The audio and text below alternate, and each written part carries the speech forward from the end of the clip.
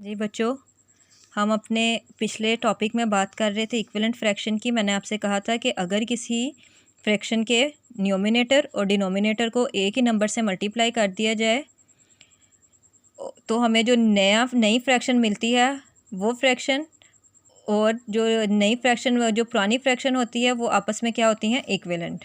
जैसे कि हमने इस फ्रैक्शन को जो है वो मल्टीप्लाई किया था सेम नंबर्स के साथ, तो आंसर आया था 2/6। इस 2/6 को फिर फर्दर हमने मल्टीप्लाई किया था 2 से और डिवाइड भी किया था 2 से, तो यानी कि इसके डिनोमिनेटर और डिनोमिनेटर को हमने 2 से मल्टीप्लाई किया था। फिर एक नई और फ्रैक्शन आ गई थी, वो थी 4/12। तो ये तीनों फ्रैक्शन आपस में क्या हैं, इक्विवेलेंट। इसी तरह अगर हम किसी फ्रैक्शन के न्यूमिनेटर और डिनोमिनेटर को 2 पे डिवाइड कर देते हैं तो हमारे पास जो फ्रैक्शन आती है वो भी क्या है, इक्विवेलेंट। यानी कि 18/10 है, हमने इसे डिवाइड करवा दिया है 2 के साथ, तो ये क्या है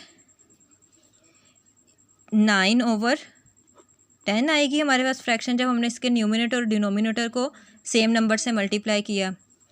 तो 18/20 और 9/10 क्या है हमारे पास, इक्विवेलेंट फ्रैक्शंस हैं।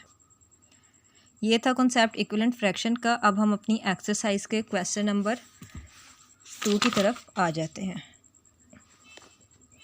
तो बच्चों, ये क्वेश्चन नंबर 2 में हमसे पूछ रहा है कि circle the set of like fraction. ये हमें क्वेश्चन दिए हैं, इसमें से वो कह रहा है लाइक फ्रैक्शन का जो सर्कल है उसको आपने लाइक फ्रैक्शन का जो सेट है उसको आपने सर्कल करना है। फॉर एग्जांपल 3/12, 2/11 और 5/12 में हमने देखना है इनमें से लाइक फ्रैक्शन का सेट कौन सा है। तो लाइक फ्रैक्शन हम पीछे पढ़ के आए हैं, जिनका डिनोमिनेटर सेम हो वो फ्रैक्शंस क्या होती हैं, लाइक फ्रैक्शन। तो आपने इन्हें इस तरीके से सर्कल कर देना है, उन फ्रैक्शंस को जिनका डिनोमिनेटर यानी कि नीचे वाला पार्ट जो है वो सेम है। इसी तरह आपने क्वेश्चन नंबर 4 के बी पार्ट में से सी और डी पार्ट में से ढूंढने हैं कि लाइक फ्रैक्शन जो हैं वो कौन से हैं और उन्हें आपने सर्कल कर देना है। उसके बाद हम आ जाते हैं क्वेश्चन नंबर 5 पे।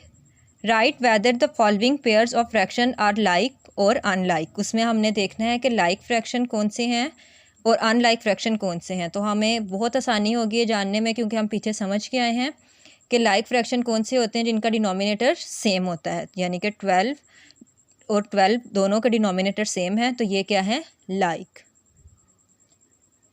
इसी तरह क्वेश्चन नंबर 5 का ई पार्ट देखें तो 6/15 एंड 8/14 ये क्या है, अनलाइक फ्रैक्शन, क्योंकि इनके डिनोमिनेटर सेम नहीं है।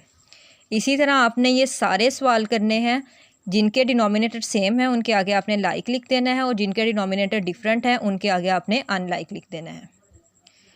उसके बाद ये क्वेश्चन नंबर 6 ये आपने सॉल्व करना है खुद से। मैं आपको इसका एक पार्ट बता दूंगी, बाकी आपने खुद करने हैं। वो कह रहे हैं री right this function so that they have common denominator. कह रहे हैं कि इन फ्रैक्शन को इस तरीके से लिखें कि इनके डिनोमिनेटर जो हैं वो सेम हो जाए। मसलन एक क्वेश्चन है हमारे पास 1/2 एंड ये ए पार्ट में कर रही हूँ 1/4।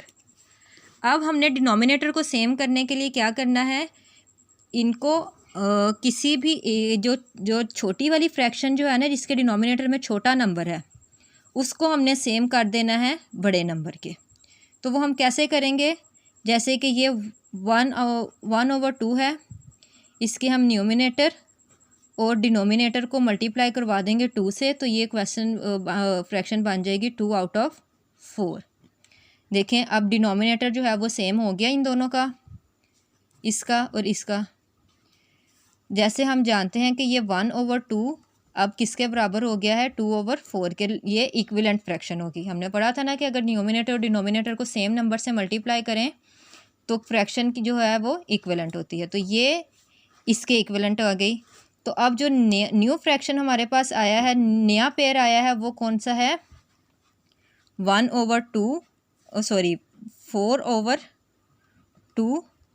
एंड 1/4। ये क्या है, नया पेयर है फ्रैक्शंस का। इसी तरह जो है वो हमने क्वेश्चन नंबर 3 को देखना है। क्वेश्चन नंबर जो है इसका ई पार्ट देखना है। इसका न्यूमिनेटर और डिनोमिनेटर सेम हमने करना है। इसका डिनोमिनेटर सेम करने के लिए हम क्या करेंगे, 7 out of 10 and 3 out of 4 है। इसका डिनोमिनेटर सेम करने के लिए हम इसको मल्टीप्लाई करवा देंगे। अच्छा, जो एक टेबल पे डिवाइड नहीं हो रहे होते नंबर्स, उनका डिनोमिनेटर सेम करने का तरीका ये है कि उनके डिनोमिनेटर्स को आपस में मल्टीप्लाई करवा दें। जैसे 7 मल्टीप्लाइड बाई 4 और 10 मल्टीप्लाइड बाई 4, यानी कि इसके डिनोमिनेटर को के साथ इसके न्यूमिनेटर और डिनोमिनेटर को मल्टीप्लाई कर देना है, और जो इसका डिनोमिनेटर है उसके साथ इसे, यानी कि 10 के साथ दूसरी वाली फ्रैक्शन को हमने क्या करवा देना है, मल्टीप्लाई। ये हो जाएगा 28 और 40 एंड 30 इंटू 40, डिनोमिनेटर सेम हो गया। तो ये जो नया पेयर हमारे पास बना है वो क्या है, 28 ओवर 40 का और 30 ओवर 40 का। ये इसी तरह आपने बाकी सारे क्वेश्चंस करने हैं। अगर आपको कुछ समझ ना आए तो आप जो है वो हमसे पूछ सकते हैं। आपका जो आज का काम है वो है क्वेश्चन नंबर 4, 5 और 6 की आपने क्या करनी है, प्रैक्टिस। इसका मैंने ए पार्ट और ई पार्ट करवा दिया। इसके अलावा अगर आपने कोई भी पार्ट खुद से सॉल्व करें, अगर आपको नहीं समझ आ रही या आपको नहीं पता चल रहा तो आप हमसे पूछ सकते हैं।